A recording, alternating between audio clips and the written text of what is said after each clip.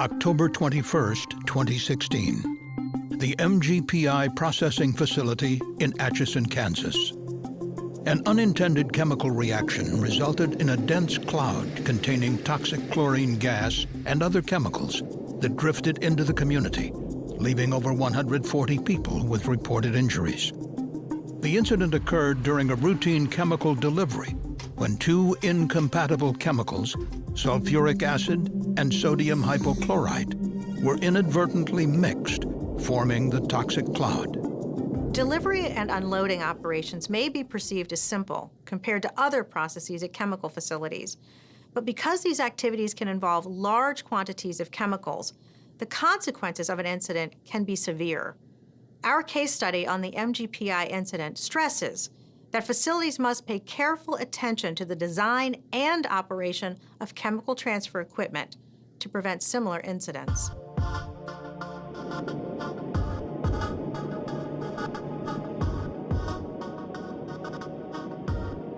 The MGPI facility produces distilled spirits, specialty wheat proteins, and starches. The incident occurred in a section of the plant that uses sodium hypochlorite, or bleach, as well as sulfuric acid.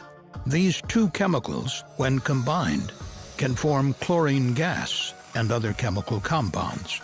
On the morning of the incident, a truck from a chemical distribution company, Harcross Chemicals, arrived at MGPI to complete a routine delivery of sulfuric acid.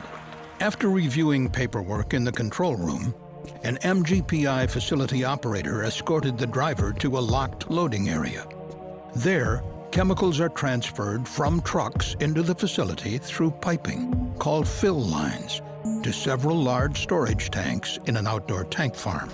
The MGPI operator unlocked the sulfuric acid fill line for the driver to connect the truck's unloading hose. The operator remembers pointing out the correct fill line to the driver before he returned to his workstation. The driver, however, does not recall hearing the operator identify the fill line. Unknown to the operator, the sodium hypochlorite fill line was also unlocked, and the two lines, which were only 18 inches apart, looked similar and were not clearly marked. The driver connected his truck's sulfuric acid hose to the sodium hypochlorite line, and sulfuric acid began flowing inside. He then returned to the cab of his truck. Shortly before 8 a.m., a greenish-yellow gas began flowing from the bulk tank of sodium hypochlorite. The driver noticed the cloud in his truck's side view mirror and attempted to return to the connection area to turn off the flow of sulfuric acid, but the gas overwhelmed him. He then ran to the passenger side of the truck to close a valve that could halt the flow, but he was prevented from doing so by the gas. Instead, he ran away from the cloud and escaped to a separate area of the facility. At about the same time, toxic gases entered the facility control room through the building's ventilation system. MGPI operators preparing for shift change in the control room were immediately overcome by the toxic gas. Because the operators had a practice of locking respirators between shifts, some were unable to access their respirators before evacuating the building. With no other way to stop the flow other than closing manual valves on the fill line or truck, or by triggering one of the truck's emergency shutoffs, the sulfuric acid continued to enter the sodium hypochlorite tank for nearly 45 minutes until emergency responders shut down the flow. Approximately 4,000 gallons of sulfuric acid combined with 5,800 gallons of sodium hypochlorite, causing a large, dense cloud containing chlorine gas, which soon drifted off-site. MGPI employees were evacuated from the site, and 11,000 Atchison citizens were advised to either shelter in place or evacuate. Over 140 people, including MGPI employees, emergency responders, the truck driver, and members of the public, sought medical attention, some requiring hospitalization. Chemical distribution takes place on a massive scale in the United States. According to a study by the National Association of Chemical Distributors, more than 39.9 million tons of product were delivered to customers every 8.4 seconds in 2016. The CSB is concerned that there are many opportunities for incidents like the one at MGPI to occur. John Hennigan is director of the Pipeline and Hazardous Materials Safety Administration's Hazardous Materials Safety Southern Region Enforcement Office. According to our data from 2014 through 2017, unloading incidents involving hose connections to incorrect tanks occur frequently. These incidents are often quite serious because of the large amount of chemicals involved. Most commonly, the incidents involve compatible materials and result in tank overfills.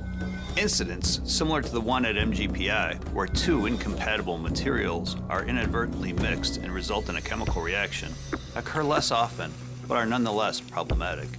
Since 2014, 8 incidents similar to MGPI have occurred. These incidents resulted in 44 injuries and the evacuation of 846 people. In its case study on the MGPI incident, the CSB identified several human factors deficiencies, which influenced how the operator and driver interacted with the chemical transfer equipment. Chemical facility operators and delivery drivers often work directly with chemical transfer equipment for loading and unloading operations. The study of human interactions with process equipment, called human factors, should be carefully considered when identifying hazards, particularly because chemical delivery drivers may not be familiar with the facility's equipment. For example, at MGPI, the CSB found that the close proximity of the sulfuric acid fill line to the sodium hypochlorite fill line increased the likelihood for workers to make an incorrect connection during chemical unloading. The CSB also discovered that the two fill lines looked and functioned identically, using the same type of connections. Lastly, the CSB found that of the 5 fill lines in the unloading area, only one was labeled at the point where the hose connected. A key lesson from our case study is for facilities to evaluate chemical unloading equipment and processes, and implement safeguards to reduce the likelihood of an incident. This should be done while taking into account human factors issues that could impact how facility operators and drivers interact with that equipment. This can include physically separating fill lines by a discernible distance, selecting hose couplings and fill line connections with unique shapes or colors for each type of chemical, and ensuring that fill lines are properly labeled.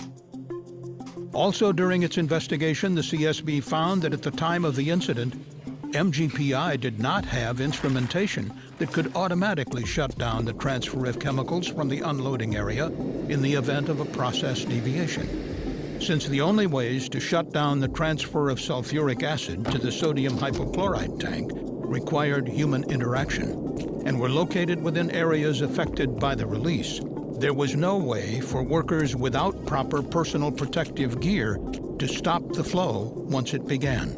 Another key lesson from our case study is for facility management to evaluate their chemical transfer equipment and processes, and where feasible, install alarms and interlocks in the process control system that can shut down the transfer of chemicals in an emergency. Finally, the CSB found that MGPI's procedures were not aligned with their work practices. On the day of the incident, the operator was not present when the transfer hose was connected to the fill line. Even though the company's procedures state that operators must verify the connection and that the operator should be the one to open the fill line valve. But the CSB discovered that some operators were not aware of these steps in the procedures and that it was their practice to have drivers open the fill line valve, thinking this would be safer, since drivers wear personal protective equipment in the event of a release. A third key lesson from our case study is for facilities to work with chemical distributors to conduct a risk assessment and then develop and agree upon procedures for chemical unloading to ensure responsibilities are clearly defined.